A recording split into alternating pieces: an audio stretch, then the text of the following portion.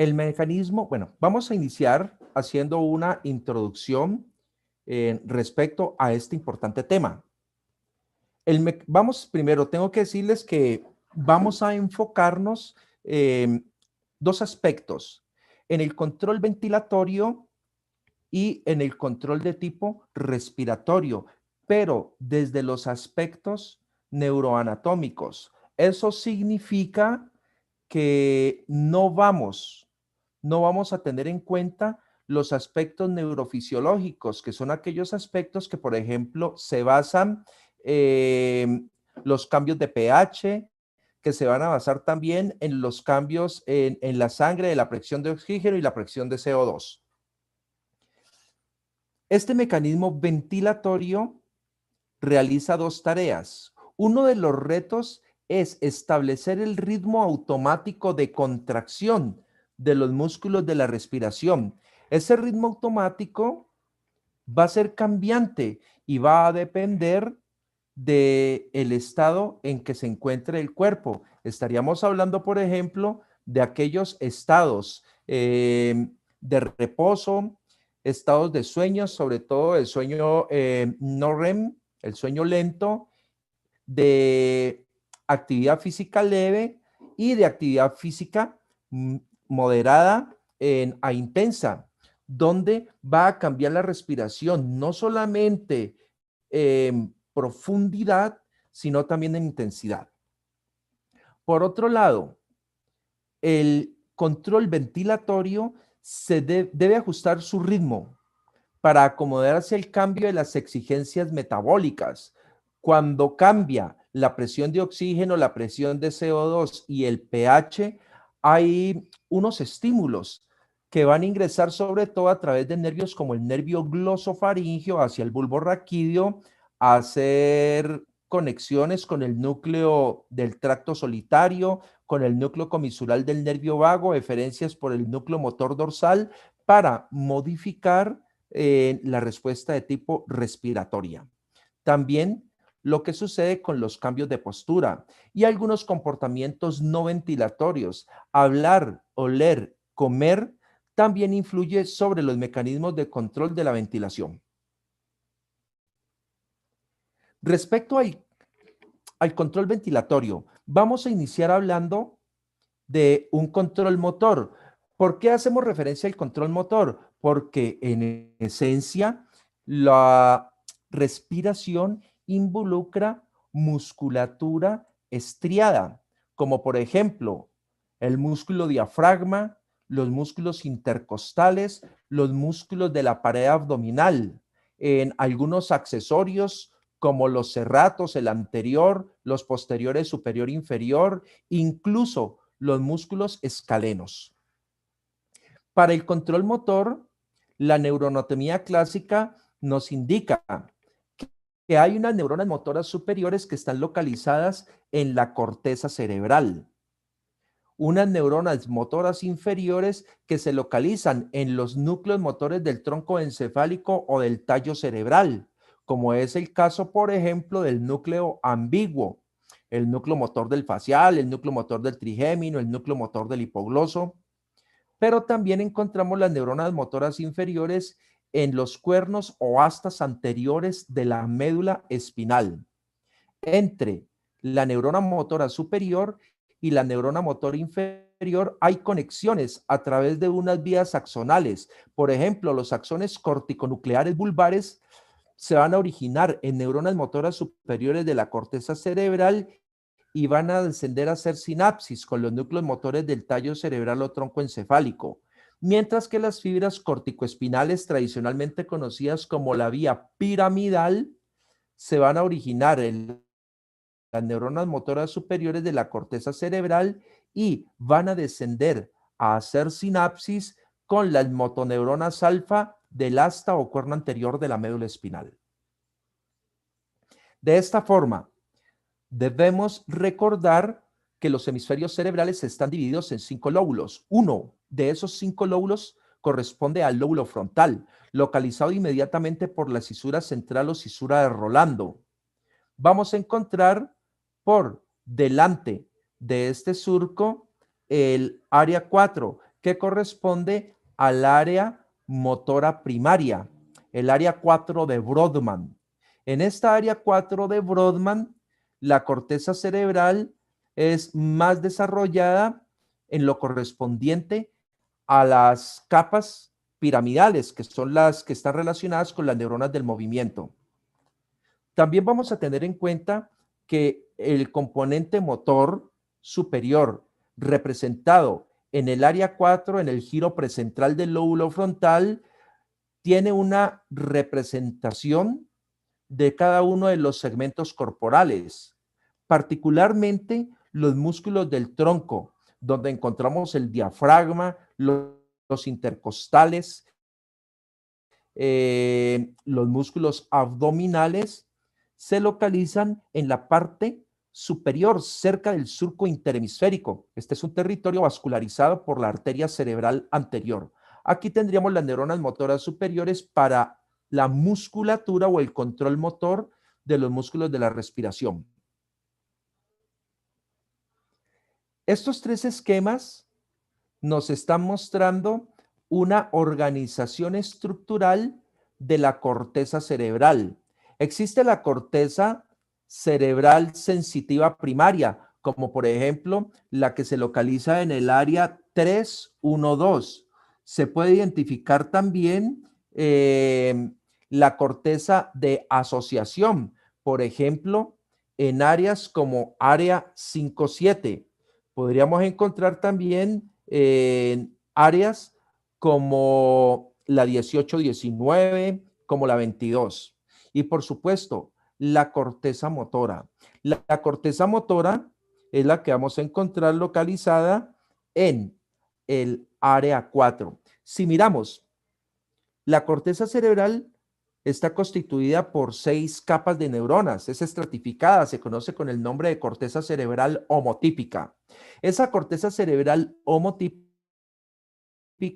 va a corresponder en su capa 1 a la capa molecular, las capas 2 y 4 son las capas granulares o granulosas, las capas 3 y 5 las capas piramidales y la capa 6 corresponde a la capa polimorfa, multiforme o plexiforme.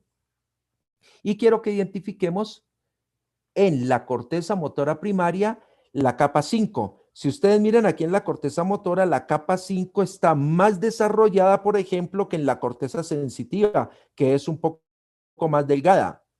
De igual manera, por ejemplo, en esta capa 5 de la corteza motora se localizan un grupo de neuronas piramidales que realmente son las neuronas más grandes de los hemisferios cerebrales, no del sistema nervioso central. Las más grandes del sistema nervioso central corresponden a las de Purkinje y están localizadas en el cerebelo. Aquí estoy haciendo referencia a las neuronas piramidales gigantes o neuronas de Betz. Estas neuronas piramidales gigantes o de Betz se encuentran en la capa 5 o la capa piramidal interna de la corteza motora. Estas son las neuronas motoras superiores más importantes. Son de neurotransmisión glutamatérgica y representan aproximadamente 1/3 del origen de la vía piramidal. También hemos mencionado las neuronas motoras inferiores y decíamos que podemos encontrar neuronas motoras inferiores en los núcleos motores del tronco encefálico o tallo cerebral, representado por el mesencéfalo, el puente o la protuberancia y la médula oblongada o bulbo raquídeo. Estas neuronas motoras inferiores craneales del tallo cerebral o tronco encefálico están asociadas como origen real de nervios craneales con componente motor. Estamos hablando del tercero, cuarto, quinto, sexto, séptimo, 9, 10, 11 y 12 nervios craneales. Identificamos, por ejemplo, aquí en la protuberancia o en el puente, el núcleo motor del nervio facial que tiene que ver con el movimiento de los labios cuando requerimos inspiración de tipo oral. Podemos mirar a nivel de bulbo raquídeo o médula oblongada el núcleo ambiguo. Este es un núcleo motor para los nervios craneales, 9 en su tercio superior, 10º en su tercio medio y 11 en su tercio inferior. Estamos hablando de los núcleos, de los nervios glosofaringeo vago y el componente craneal o vulval del nervio accesorio. Por ejemplo, desde este núcleo ambiguo vamos a tener el origen para la inervación motora de la faringe, de la laringe, del paladar blando, que también están implicados en procesos de tipo respiratorio, sobre todo conducción alta. Identificamos en el mismo bulbo raquídeo o médula oblongada el núcleo motor del nervio hipogloso. El núcleo motor del nervio hipogloso es el origen real del nervio hipogloso que va a inervar la musculatura de la lengua. Y por supuesto, el núcleo motor dorsal del vago, que aunque tiene el nombre de motor, debemos de recordar que el motor dorsal del vago es un núcleo que contiene neuronas parasimpáticas preganglionares. Si le quitamos el dorsal y decimos núcleo motor del vago, estamos haciendo referencia al tercio medio del núcleo ambiguo.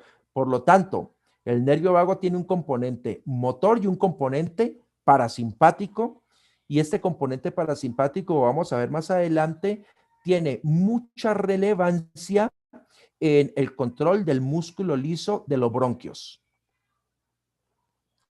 También se mencionaron neuronas motoras inferiores en el asta o cuerno anterior de la médula espinal. Estas neuronas motoras inferiores, que está representada aquí en color azul, podemos ver sus axones eferentes somáticos generales que salen a través de la raíz anterior del nervio espinal o raquídeo, y con el nervio espinal, bien sea por su ramo anterior o su ramo posterior, inervan los músculos estriados esqueléticos. Por ejemplo, el músculo diafragma está inervado por estas neuronas motoras inferiores del cuerno anterior de la médula espinal.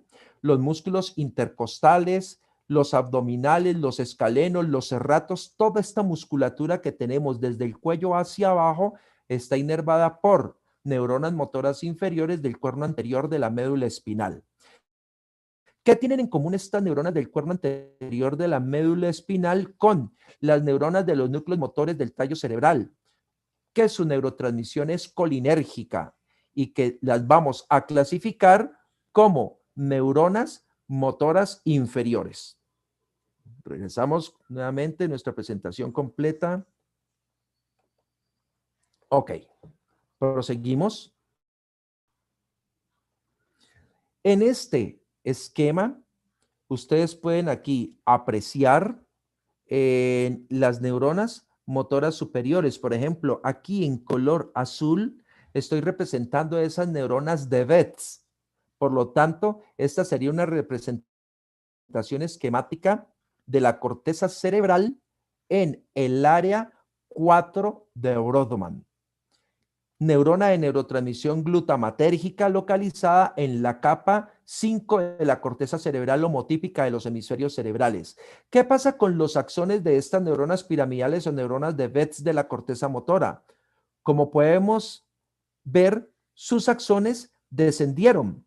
¿Descendieron por dónde? Primero por la corona radiada, luego por la cápsula interna, pedúnculo cerebral del mesencéfalo, la protuberancia o puente. Si ustedes miran hasta este momento, el descenso de estos axones es ipsilateral, pero a nivel del bulbo raquídeo médula oblongada, aproximadamente el 90% de estos axones decusan al lado contrario y empiezan a descender por la médula espinal, por el cordón lateral y anterior de la médula espinal, constituyendo la vía córtico de corteza espinal de médula espinal, vía córtico espinal o vía piramidal.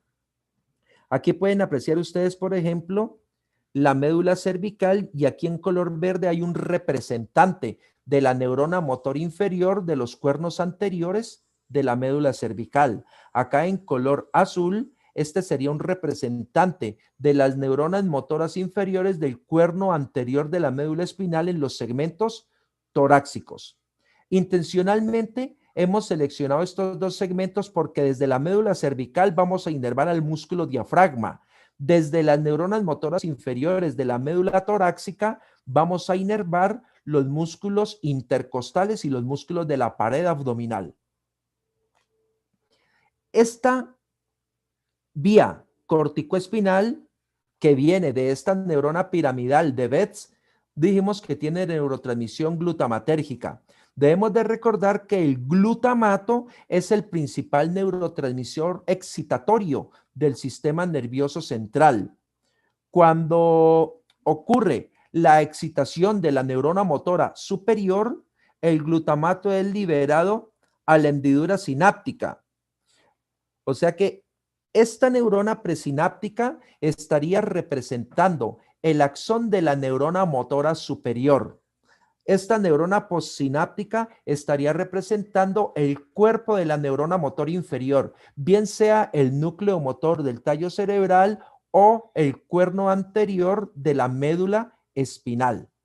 El glutamato se acopla con sus respectivos receptores, los receptores AMPA, los receptores NMDA, y tan pronto hay acople el glutamato con el receptor, la neurona motora inferior se despolariza. Aquí podemos ver nuevamente la neurona motor inferior ya recibió el glutamato de la vía piramidal o corticoespinal, se excitó y esta neurona motora inferior envía impulsos eferentes que a través de los nervios espinales, miren, en este caso van a llegar a inervar la musculatura de la pared torácica, es decir, los músculos intercostales. ¿Qué importancia tienen estos músculos intercostales? Estos músculos son sinergistas. El intercostal externo es un sinergista de la inspiración. El externo y el interno y el íntimo de la expiración. Entonces, el intercostal externo es un músculo sinergista de la inspiración. En esta sección del tórax podemos identificar 3 espacios intercostales y por cada espacio intercostal el músculo intercostal externo cubriendo al intercostal interno y un poco más profundo el músculo intercostal íntimo. Si deseamos incrementar o profundizar la información respecto a la musculatura de la pared torácica, en este canal los invito a observar un video sobre los músculos de la pared torácica, donde disertamos detalladamente los orígenes, las inserciones y las acciones de cada uno de estos músculos intercostales, inervados, como ustedes ven aquí, por ejemplo, por los nervios intercostales. Estaremos entendiendo que estos nervios intercostales traen axones de la neurona motora inferior desde el cuerno anterior de la médula espinal. Esa neurotransmisión es de tipo colinérgica. Miren acá. Esta es una sección transversal del cuello y del tórax donde estamos apreciando el mediastino, la estructura pleuropulmonar derecha, la estructura pleuropulmonar izquierda, el complejo pericárdico cardíaco, es decir, la bolsa pericárdica con el corazón y los grandes vasos. Aquí estamos identificando el músculo escaleno anterior. Este músculo escaleno anterior es uno de los músculos prevertebrales del cuello. Él se origina en los tubérculos anteriores de los procesos transversos de vértebras cervicales y se está insertando aquí en la primera costilla, en un tubérculo conocido con el nombre del tubérculo escalénico, antiguamente denominado con el epónimo del tubérculo de Lisfranc. ¿Por qué coloco de referencia a este músculo escaleno anterior? Porque exactamente por delante del escaleno anterior está deslizando este nervio. Este es el nervio frénico. El nervio frénico es un nervio que recluta axones motores, sensitivos e incluso simpáticos. Cuando él pasa muy cerca del ganglio estrellado, reside también en ramos simpáticos del ganglio estrellado y se forma el asa del frénico. Pueden apreciar ustedes cómo el nervio frénico, después de descender por delante del músculo escaleno anterior, se proyecta al mediastino, es decir, se proyecta hacia la cavidad torácica. El nervio frénico desciende, le da inervación sensitiva al pericardio fibroso, pero él llega hasta el músculo diafragma y le proporciona la inervación motora. ¿Desde dónde viene este nervio frénico? Desde el plexo cervical. Este nervio frénico se origina de neuronas motoras inferiores que se localizan en los cuernos anteriores de la médula cervical en los segmentos C3, C4 y C5, principalmente en el segmento C4. Está el origen del nervio frénico que desciende al músculo diafragma. Y el músculo diafragma es el músculo agonista de la inspiración. Es decir, este músculo asegura aproximadamente el 70% de la capacidad inspiratoria. Y recalco nuevamente, el nervio frénico toma sus orígenes principales en las motoneuronas inferiores del cuerno anterior del cuarto segmento cervical de la médula espinal. Por eso es que ningún ser humano sobrevive a un daño en C4, porque al comprometerse las motoneuronas del asta anterior de este segmento medular, no habrían impulsos suficientes por el nervio frénico hacia el músculo diafragma, lo cual generaría parálisis de este músculo, induciendo una insuficiencia inspiratoria aguda. Podemos recordar que el músculo diafragma toma orígenes en la columna lumbar, en estas estructuras conocidas como las cruces o pilares del diafragma. El del lado derecho se inserta en el cuerpo de la vértebra L3, el del lado izquierdo se inserta en el cuerpo de la vértebra L2 y L1. Y estas cruces o pilares del diafragma lo traccionan hacia abajo. Por eso en la contracción del diafragma, él desciende y las cúpulas se aplanan para poder aumentar el espacio dentro de la cavidad torácica para la expansión del pulmón. Aquí lo podemos observar. En el proceso inspiratorio, el músculo diafragma desciende y se ensancha la pared abdominal anterior. Por eso el abdomen se puede tornar globoso durante la inspiración. Durante el proceso expiratorio, el diafragma asciende por relajación y se retraen los músculos de la pared abdominal anterior. A esto es lo que le llamamos los movimientos rítmicos de la respiración. Y estos movimientos rítmicos de la respiración son controlados desde el bulbo raquídeo por el generador central de patrones, usualmente denominado el centro respiratorio vulvar, que vamos a explicar más adelante. Decíamos que la neurotransmisión de la neurona motora inferior de la médula espinal al músculo estriado esquelético es colinérgica. Entonces, recuerden, la neurona motora superior, glutamatérgica. La neurona motora inferior, tanto del tallo como del cuerno anterior de la médula, es colinérgica. La acetilcolina se libera desde las vesículas sinápticas, usualmente por la entrada del calcio, sale hacia la hendidura sináptica y llega a la membrana postsináptica, que en este caso sería el músculo estriado esquelético, donde vamos a encontrar receptores colinérgicos de tipo nicotínico. Por lo tanto, la acción de la acetilcolina en el músculo estriado esquelético está asociada a receptores nicotínicos. Miraremos al final de esta presentación que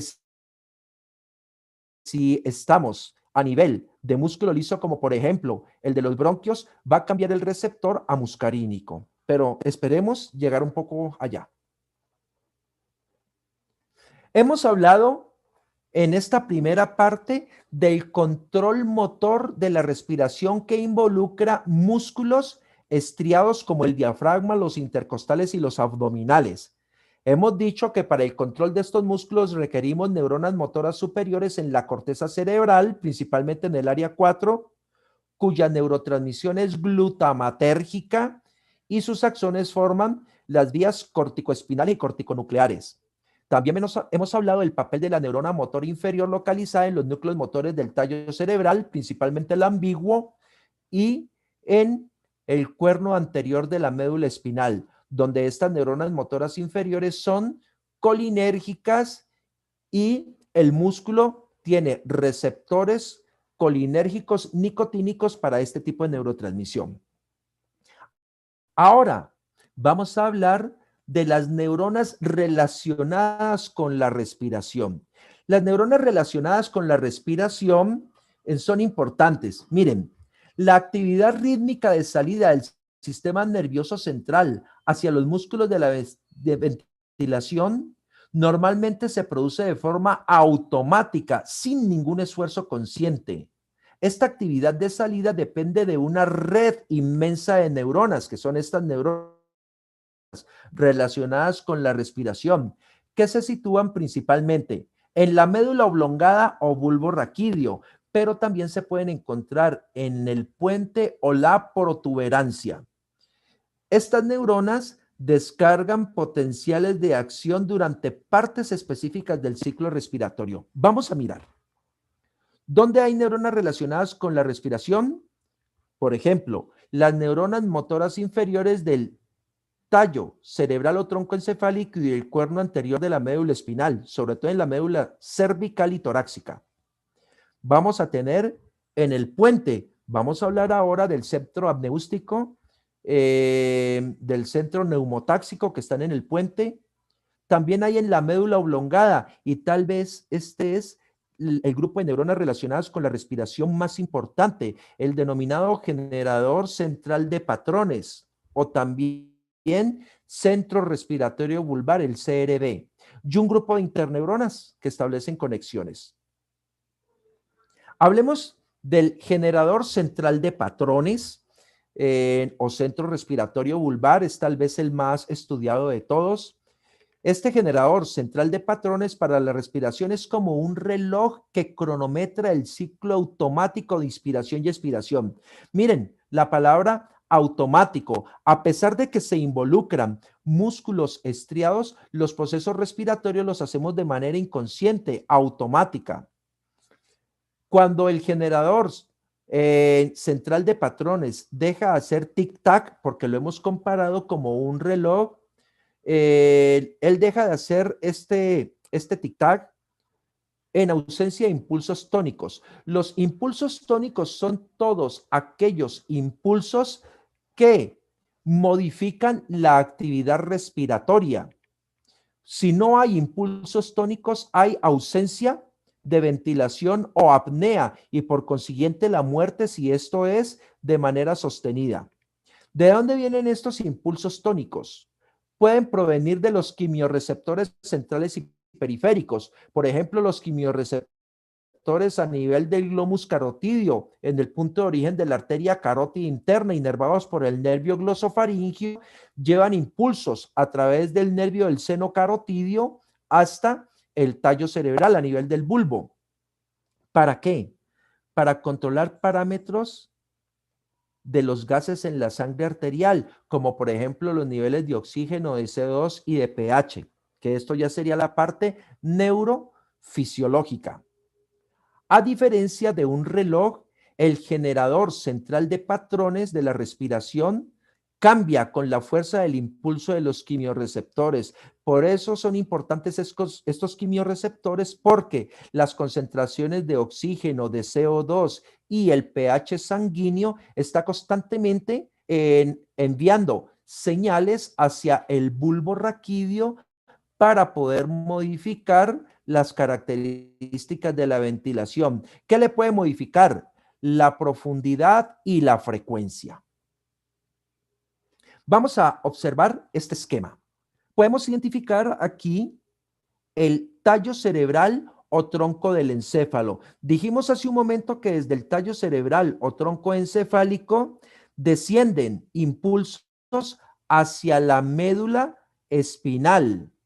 Por ejemplo, a los segmentos en C3, C4, C5, que controlan músculos respiratorios como el diafragma, a los segmentos T1 a T12 de la médula espinal, que regula la actividad de los músculos intercostales y de los músculos anchos del abdomen.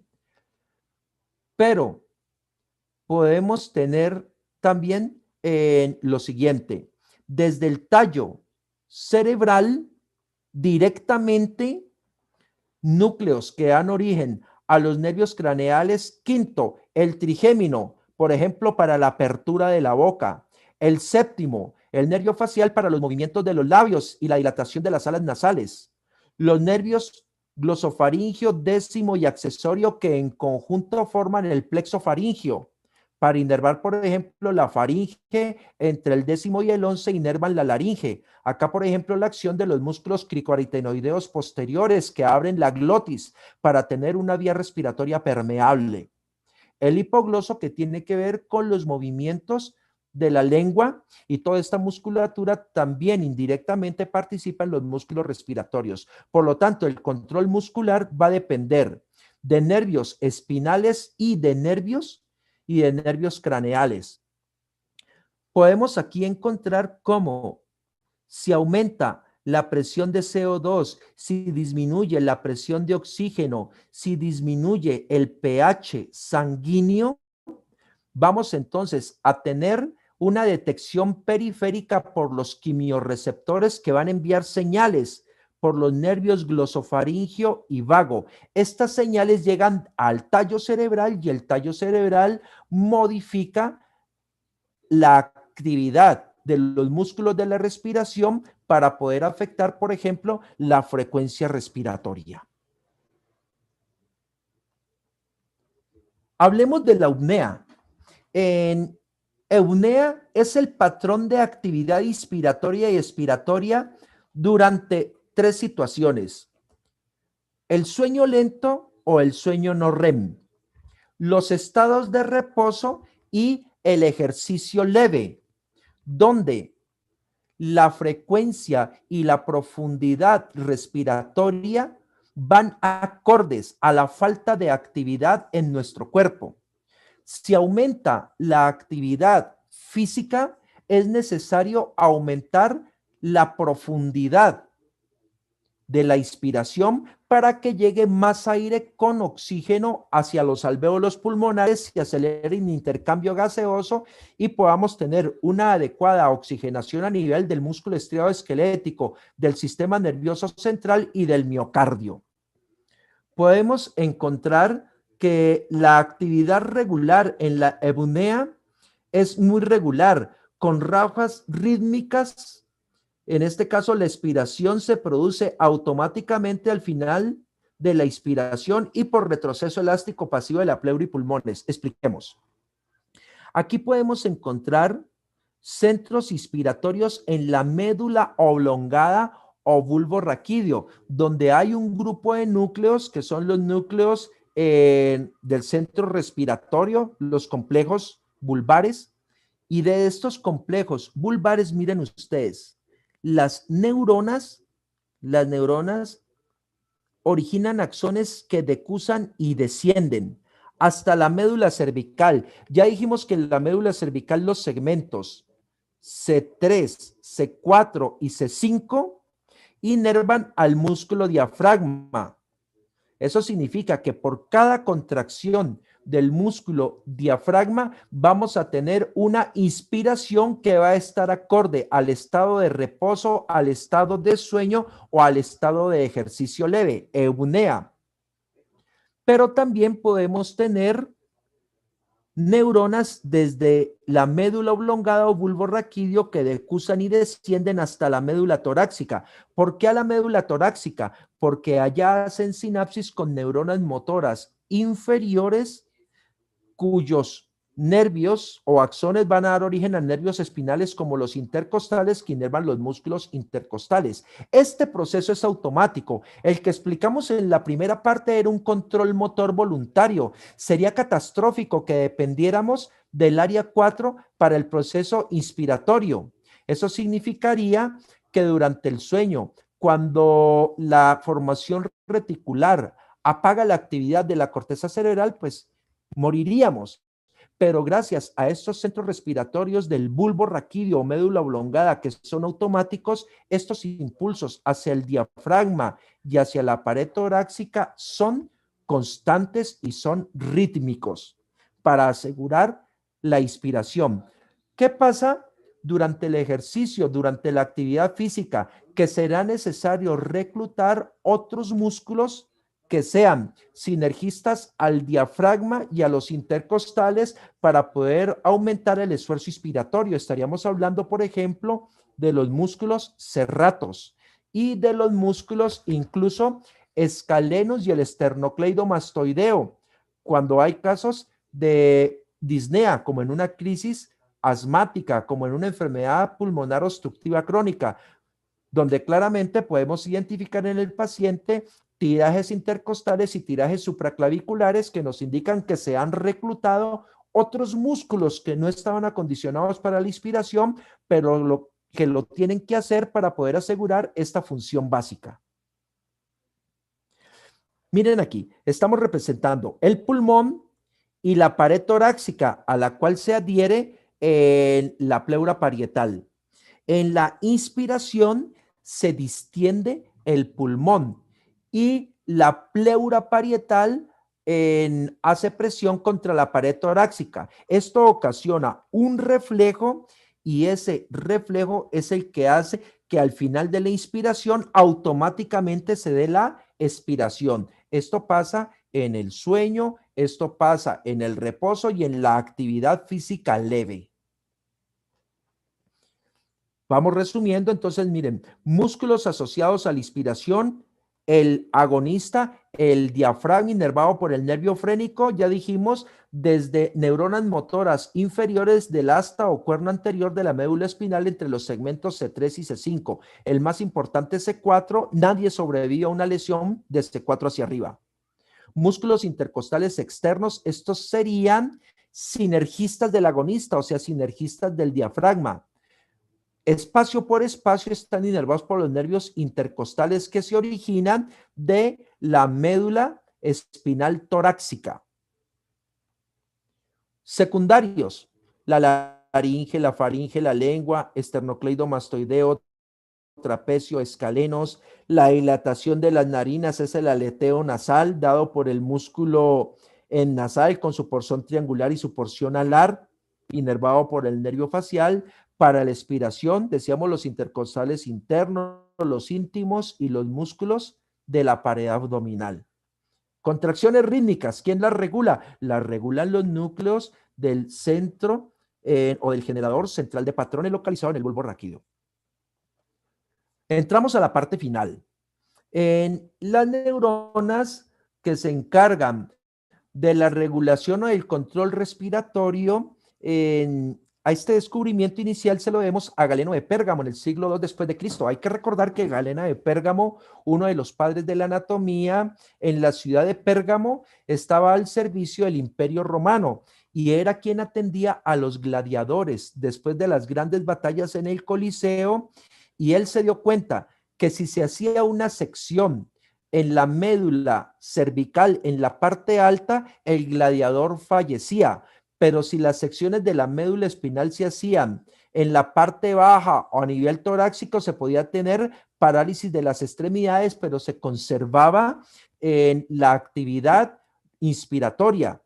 Eso llevó a Galeno a determinar luego, por experimentación en animales, porque en esta época el cuerpo tenía un carácter de sagrado, no se podía experimentar en humanos, no se hacían disecciones en humanos, y lo que empieza a hacer Galeno es a llevar estos experimentos en algunos animales. Al seccionar la médula cervical alta, el animal fallece, la médula cervical bajo torácica se paraliza, pero conserva la inspiración. Por lo tanto, Galeno es el que asocia que el centro periférico o espinal de la inspiración se localiza en la médula cervical entre los segmentos C3, C4, C5. ¿Cuál sería el papel de la protuberancia? Ya vimos que el papel del bulbo raquídeo, donde está el generador central de patrones, es regular la actividad respiratoria de manera automática. La protuberancia presenta neuronas que afectan la actividad respiratoria de salida. Sin embargo, un daño en la protuberancia no condiciona la muerte por problemas de tipo inspiratorios porque la automatización está en el bulbo. Sin embargo, hay una influencia importante. La porción caudal de la protuberancia contiene un centro apneústico. Esta es una red neuronal difusa.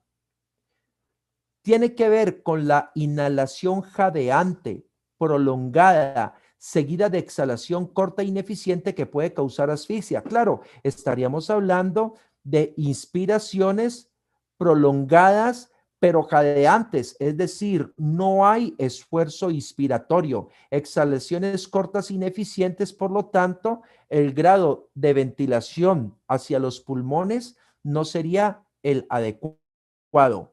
La porción rostral contiene un centro neumotáxico. Este centro neústico, como les digo, no está identificado muy bien, es una red difusa, pero el centro neumotáxico en la protuberancia sí está bien identificado, corresponde al núcleo parabraquial medial y al núcleo de Colli-Kerfuse. Este núcleo inhibe la apneusis y favorece la respiración coordinada. Vamos a mirar entonces esto, ¿de qué trata?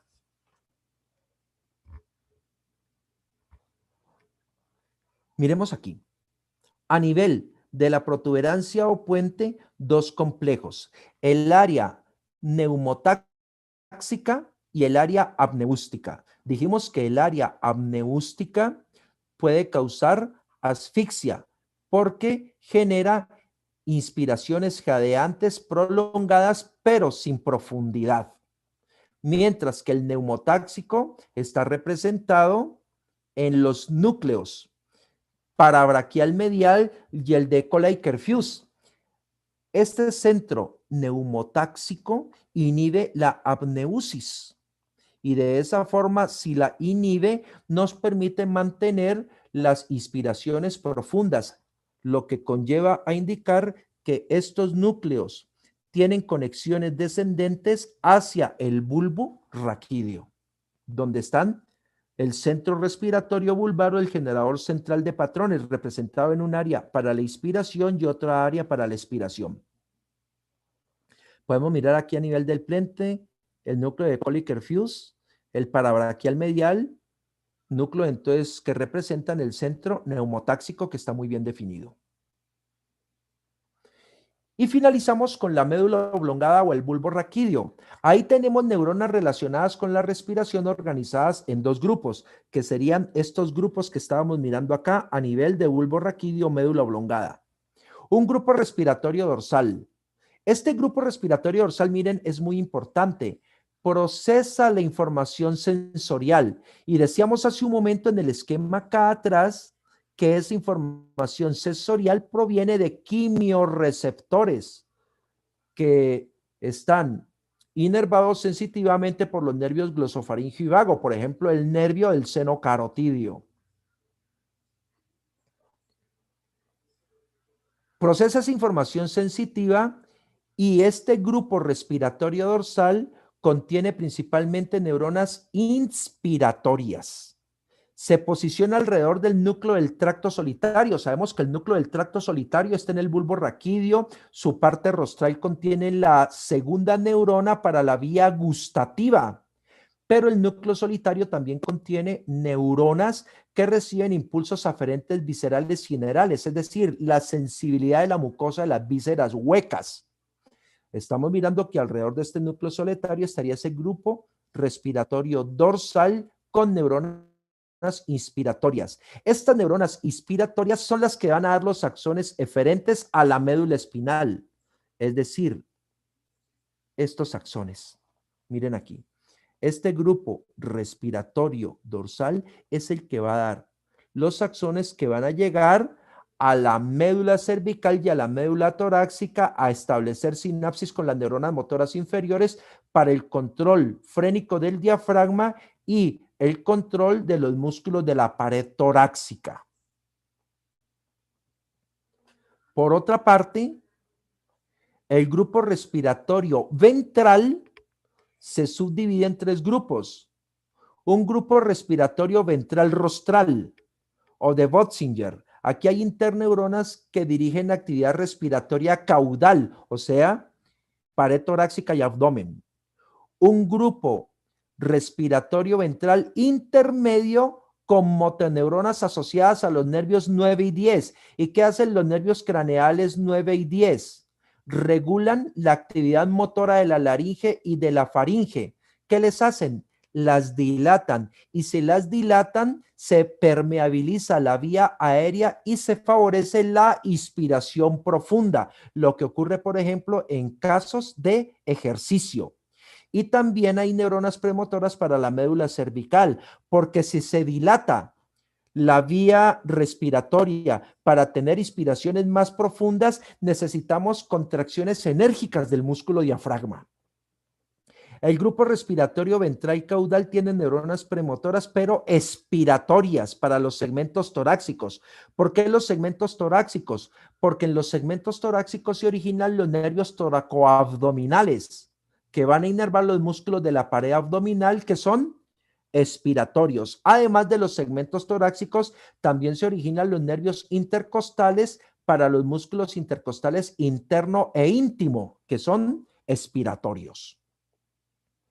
Podemos apreciar entonces aquí a nivel expiratorio, miren, esos grupos respiratorios que están representados en color verde, cuyas neuronas descienden hacia los segmentos espinales torácicos para dar origen a nervios intercostales que van a inervar los músculos de la pared abdominal y los intercostales asociados a la expiración, como los internos y los íntimos. El árbol traqueobronquial, porque hablamos hace un momento de la dilatación de la vía respiratoria, es supremamente importante que recordemos que la tráquea se bifurca después de la carina traqueal a nivel de la vértebra T4 en los dos bronquios principales. Aquí con el número 3 el bronquio principal del lado derecho, con el número 2 el bronquio principal izquierdo, que se siguen ramificando para ventilar los pulmones. Esta sería la estructura de un bronquio. ¿Qué nos interesa? Recordar que en la cara posterior del bronquio hay músculo liso y el músculo liso sería músculo traqueal y músculo bronquial. El músculo liso tiene un control autónomo vegetativo, o sea que aquí cambiamos la vía. Todo lo que hemos visto hasta el momento es motor porque ha implicado músculo estriado, pero el músculo liso tiene un control autónomo vegetativo y el centro regulador de la función autónomo vegetativa es el hipotálamo. La región hipotalámica anterior estimula la respuesta parasimpática, mientras que la región hipotalámica posterior estimula la respuesta autónoma simpática. Miren aquí. Esta será la médula toracolumbar, es decir, todos los 12 segmentos torácicos de la médula espinal y los dos primeros lumbares. ¿Por qué los hemos resaltado?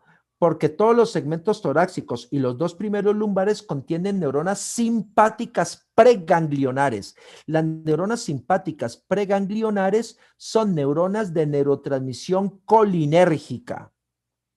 Miremos aquí lo siguiente. Aquí estoy representando los segmentos medulares T2, T3 y T4.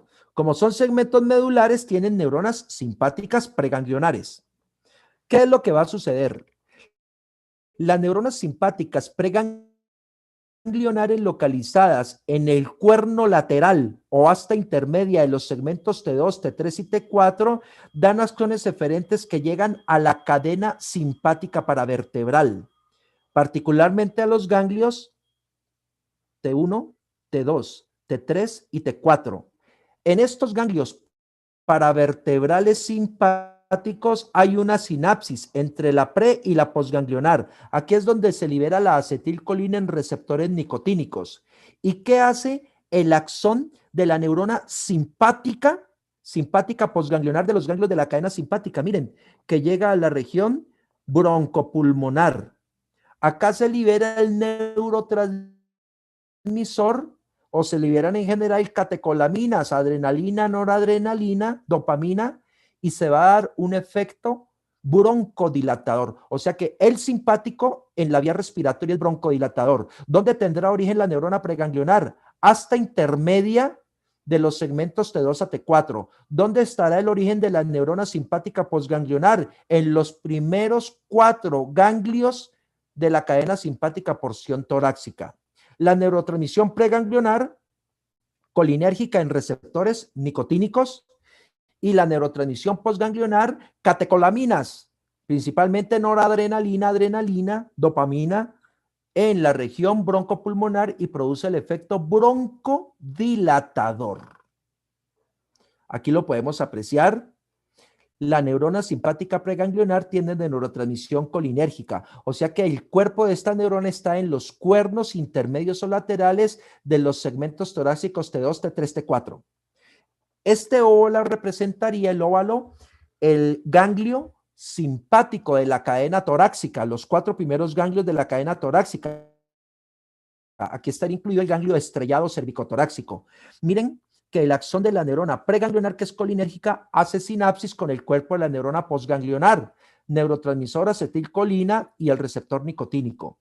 Y las neuronas de estos ganglios simpáticos T1 a T4 dan origen a nervios cardíacos y a los nervios simpáticos del plexo broncopulmonar que van a liberar adrenalina, la simpática, libera acetilcolina y la postganglionar es adrenérgica. Esta adrenalina va a llegar al músculo liso de los bronquios y le va a producir su efecto dilatador. Por eso sabemos que podemos nebulizar pacientes con adrenalina para lograr ese efecto broncodilatador. El gran problema pues será la taquicardia porque en el corazón también tenemos receptores postganglionares simpáticos. Ahora, el parasimpático. Esta es una representación del bulbo raquídeo. Miren que el bulbo raquídeo es por lo que hablamos del centro respiratorio vulvar o el generador central de patrones, porque ahí es donde viene toda la actividad rítmica y automática. En el bulbo raquídeo está ubicado el núcleo motor dorsal del nervio vago. El núcleo motor dorsal del vago es un núcleo de neuronas parasimpáticas preganglionares. Las neuronas parasimpáticas preganglionares liberan acetilcolina. Miren aquí, el axón sale desde el núcleo motor dorsal del vago formando el nervio vago. Del nervio vago se desprende, por ejemplo, el laringio recurrente y ramos bronquiales. Esos ramos bronquiales hacen sinapsis en ganglios, por ejemplo, que están por debajo del arco aórtico y del tronco pulmonar, en relación también con los bronquios. Ahí está la neurona postganglionar, que es una neurona Golgi tipo 2, es decir, de axón corto, y esta neurona simpática parasimpática postganglionar libera acetilcolina al músculo de la tráquea del bronquio y presenta un efecto broncoconstrictor. Entonces, el simpático en el músculo liso del bronquio libera adrenalina presentando un efecto broncodilatador. La fibra o las fibras parasimpáticas liberan acetilcolina en receptores muscarínicos para presentar un efecto broncoconstrictor. Miren aquí, este sería el parasimpático liberando acetilcolina.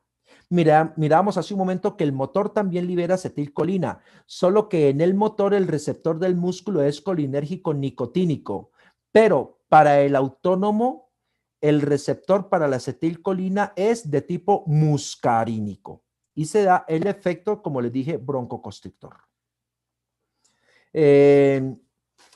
Para que lo tengan en cuenta quienes deseen, ofrecemos el apoyo para la preparación para los exámenes de residencia médica en todo el área de morfofisiología, es decir, anatomía, histología, embriología, fisiología y fundamentos de farmacología, con el mayor de los gustos.